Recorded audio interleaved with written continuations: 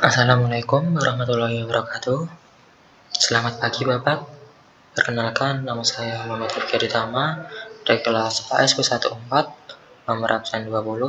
Di sini saya akan menerangkan tentang dasar investasi pemerintah. Nah, apa saja yang akan kita bahas? Yang pertama, terdapat pengertian investasi pemerintah. Yang kedua, klasifikasi investasi pemerintah. Yang ketiga, jenis-jenis investasi pemerintah. Dan yang terakhir, ketentuan umum investasi pemerintah berupa kewenangan dan pengelolaan. Kita masuk ke pengertian investasi pemerintah. Investasi pemerintah adalah penempatan sejumlah dana atau aset keuangan dalam jangka panjang untuk investasi dalam bentuk saham, surat utang, dan atau investasi langsung untuk mendapatkan manfaat ekonomi, sosial, dan atau manfaat lainnya. Nah, secara singkatnya, investasi pemerintah itu sendiri terdapat penempatan dana atau aset keuangan jangka panjang untuk investasi berupa saham, surat utang, atau investasi langsung untuk mendapat manfaat ekonomi, sosial, dan lainnya. Ada apa saja di dalam lingkup investasi pemerintah? Yang pertama, kita mengenal KIP, yaitu Komite Investasi Pemerintah, adalah lembaga yang dibentuk untuk melaksanakan fungsi supervisi dalam pengelolaan investasi pemerintah. Yang kedua, Komite Investasi Pemerintah, yaitu melaksanakan fungsi operasional yang ditunjuk atau ditetapkan oleh Menteri. Yang ketiga, Pernyataan Kebijakan Investasi Pemerintah atau PKIP, yaitu merupakan dokumen yang disusun oleh KIP yang berisi pedoman umum antara lain mengenai pengelolaan investasi yang mencakup perencanaan, pemilihan, dan alokasi atas sumber daya risiko. Pada dasarnya, PKIP ini adalah dokumen yang disusun oleh KIP. Lalu, manajer investasi. Manajer investasi adalah pihak yang kegiatannya mengelola portofolio efek untuk para nasabah atau mengelola portofolio investasi kolektif. Yang terakhir, terdapat bank kustodian, yaitu pihak yang memberikan jasa penitipan efek dan harta lain yang berkaitan dengan efek serta jasa lain, termasuk menerima dividen, bunga, dan hak lain, menyelesaikan transaksi efek, dan mewakili pemegang rekening yang menjadi nasabahnya. Manfaat investasi pemerintah. Yang pertama, terdapat manfaat ekonomi. Kedua, manfaat sosial. Dan yang ketiga, manfaat lainnya. Pada manfaat ekonomi, kita mendapatkan yang pertama penambahan nilai yang diperoleh secara langsung maupun tidak langsung. Yang kedua, manfaat langsung, misalnya berupa dividen, bunga, capital gain, pertumbuhan nilai usaha, peningkatan berupa jasa dan keuntungan bagi hasil investasi sejumlah tertentu dalam jangka waktu tertentu. Yang ketiga, manfaat tidak langsung, misalnya berupa stimulus yang dapat mendorong pertumbuhan ekonomi sektor tertentu. Lalu, manfaat sosial. Manfaat yang didapatkan dari hasil investasi pemerintah, yang pertama, manfaat yang tidak dapat diukur dengan satuan uang, namun berpengaruh pada peningkatan pelayanan pemerintah pada masyarakat luas maupun golongan masyarakat tertentu. Contohnya, yang pertama, tersedianya lapangan kerja bagi masyarakat. Yang kedua, penggerak ekonomi masyarakat. Yang ketiga, pemberdayaan masyarakat. Yang keempat, peningkatan kualitas kehidupan dan penghasilan. Dan yang terakhir, infrastruktur dan lain-lain. Manfaat lainnya yang diperoleh dari investasi pemerintah adalah selain dari manfaat ekonomi dan manfaat sosial. Prinsip investasi. Terdapat 7 prinsip investasi di sini. Yang pertama, transparansi. Pengelolaan investasi pemerintah atau IP harus dilakukan secara terbuka dan dapat menyediakan informasi yang material dan relevan dengan cara yang mudah diakses dan dipahami oleh para pemangku kepentingan. Yang kedua, akuntabilitas. Pengelolaan investasi pemerintah harus dapat dipertanggungjawabkan kinerjanya secara transparan dan wajar. Dan yang ketiga, responsibilitas. Pengelolaan investasi pemerintah harus dilaksanakan dengan ikhtiar baik dan penuh tanggung jawab. Yang keempat, independensi. Investasi pemerintah harus dikelola secara profesional, tanpa benturan kepentingan dan pengaruh atau tekanan dari pihak manapun. Yang kelima, kewajaran dan kesetaraan. Pengelolaan investasi pemerintah dilakukan dengan memperhatikan keseimbangan, peran, dan kedudukan para pemangku kepentingan sesuai dengan porsinya masing-masing, sehingga para pemangku dapat bekerja secara optimal. Yang keenam, profesionalisme. Profesionalisme yaitu pengelolaan investasi pemerintah dilakukan oleh orang yang mempunyai kemampuan, keahlian, dan komitmen profesi dalam menjalankan tugas. Yang ketujuh, kehati-hatian. Pengelolaan investasi pemerintah dilakukan dengan cermat, teliti, aman, dan tertib, serta dengan mempertimbangkan aspek risiko keuangan dan memperhatikan batasan yang diatur dalam ketentuan peraturan perundang-undangan.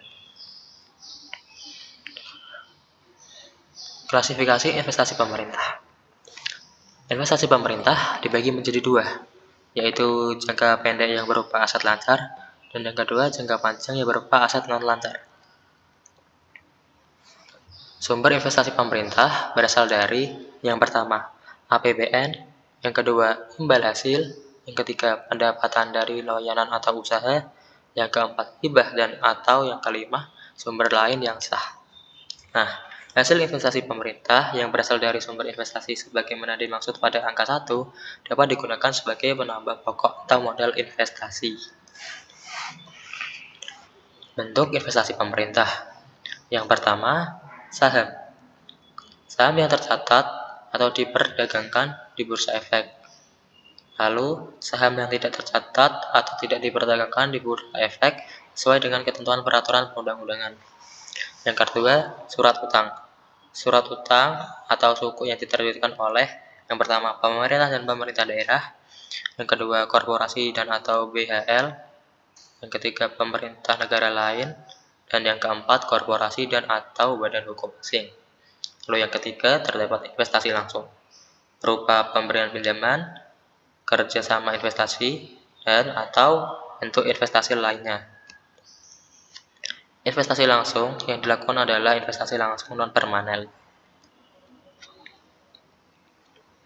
Kewenangan investasi pemerintah. Yang pertama, terdapat kewenangan regulasi, yaitu Menteri berwenang dan bertanggung jawab atas menyusun dan menetapkan ketentuan dan peraturan di bidang investasi pemerintah. Lalu, Menteri juga menetapkan kebijakan umum dan rencana strategis jangka panjang dan menengah atas investasi pemerintah.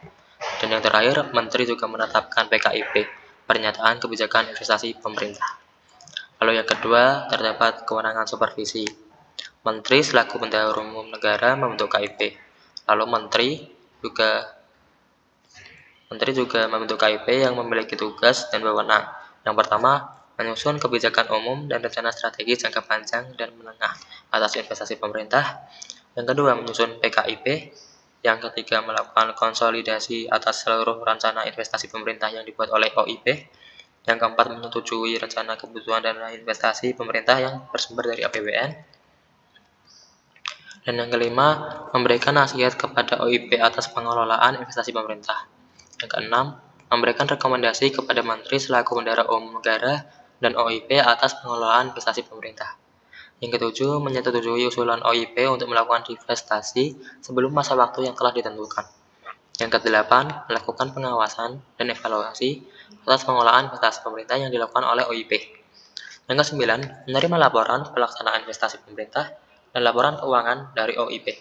Yang kesepuluh, menyusun ikhtisar laporan pelaksanaan investasi pemerintah yang disusun oleh OIP dan menyampaikannya kepada Menteri. Dan yang terakhir, meminta laporan dan atau informasi selain laporan pelaksanaan investasi pemerintah. Yang ketiga, kewenangan operasional.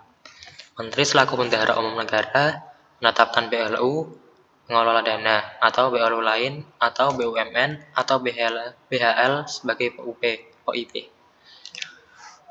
BLU sebagaimana dimaksud memiliki tugas dan wewenang.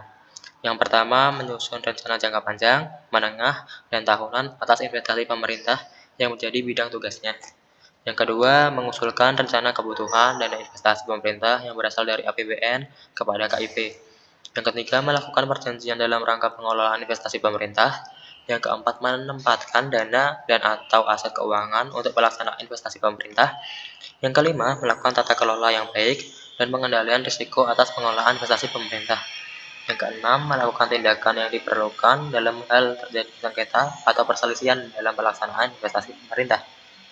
Yang ketujuh, melaksanakan divestasi atas investasi pemerintah. Yang kedelapan, menyusun laporan pengelolaan investasi pemerintah. Dan yang terakhir, melakukan pengawasan atas pelaksanaan investasi pemerintah yang dilakukannya. Pengelolaan investasi pemerintah.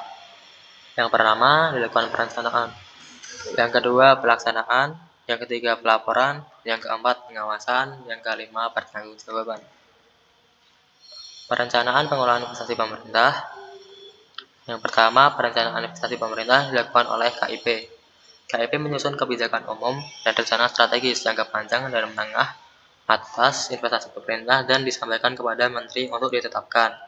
Pada intinya, KIP menyusun kebijakan umum dan rencana strategis.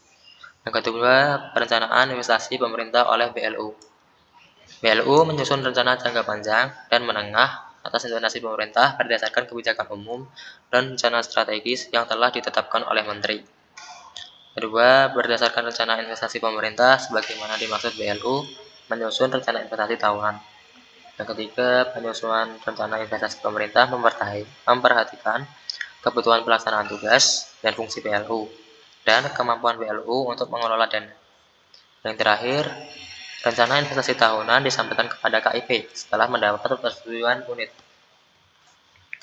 Lalu yang ketiga, perencanaan investasi pemerintah oleh BUMN atau BHL. Menteri mengusulkan alokasi investasi pemerintah yang akan dikelola oleh BUMN dan atau BHL dalam APBN sesuai dengan ketentuan peraturan per-UUan. Berdasarkan alokasi investasi pemerintah yang dilakukan dan ditetapkan oleh UU mengenai APBN, Menteri menunjuk BUMN dan atau BHL untuk bertindak sebagai OIP. OIP menyusun rencana kerja pengelolaan investasi pemerintah. OIP menyampaikan rencana kerja pengelolaan investasi pemerintah kepada Menteri. Berdasarkan penunjukan sebagai poin B, Menteri melakukan perjanjian investasi dengan BUMN dan atau BHL.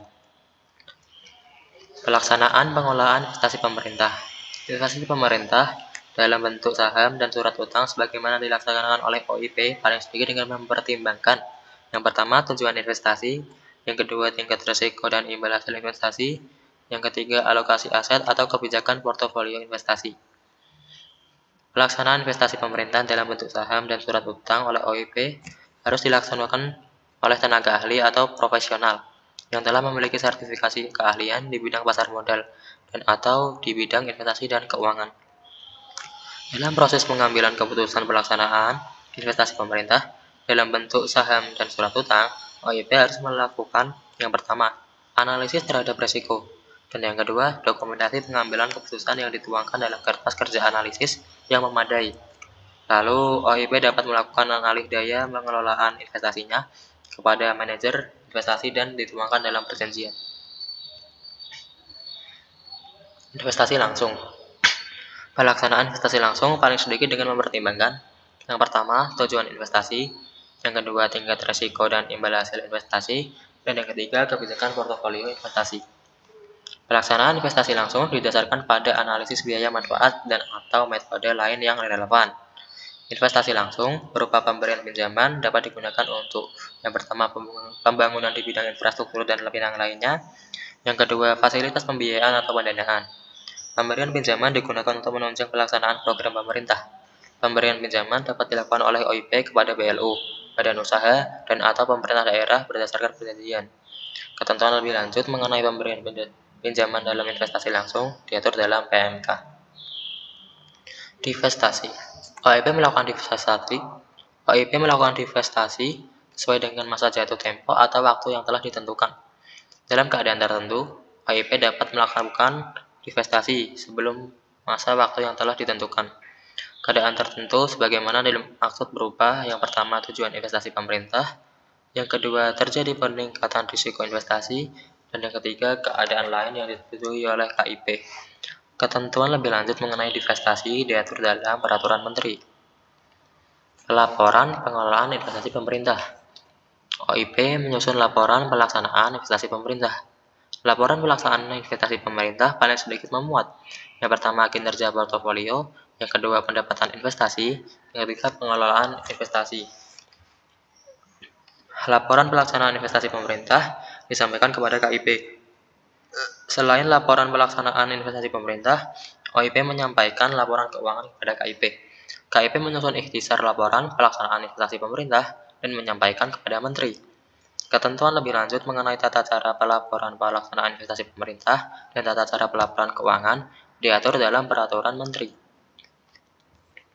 Pengawasan pengelolaan investasi pemerintah. KIP melakukan pengawasan atas pengelolaan investasi pemerintah yang dilakukan oleh OIP. OIP memastikan pelaksanaan investasi pemerintah yang dilakukan sesuai dengan ketentuan peraturan perundang-undangan dan atau perjanjian investasi. Di sini, secara singkat, OIP memastikan hal tersebut sesuai dengan ketentuan peraturan perundang-undangan dan atau perjanjian investasi. Ketiga, pengawasan meliputi pemantauan, evaluasi, dan pengendalian. Dan yang terakhir, ketentuan lebih lanjut mengenai pengawasan diatur dalam peraturan menteri. Pertanggungjawaban pengelolaan investasi pemerintah. OIP menjalankan pengelolaan investasi pemerintah untuk kepentingan pemerintah dan sesuai dengan maksud dan tujuan investasi pemerintah. Dalam melaksanakan investasi pemerintah sesuai dengan tugas dan wewenang PLU, serta sesuai hak dan kewajiban BUMN dan atau BHL sebagaimana diatur dalam perjanjian investasi, pimpinan atau direksi OIP harus menerapkan prinsip iktikat baik dan penuh tanggung jawab. Dalam hal pelaksanaan investasi pemerintah, terdapat penurunan nilai investasi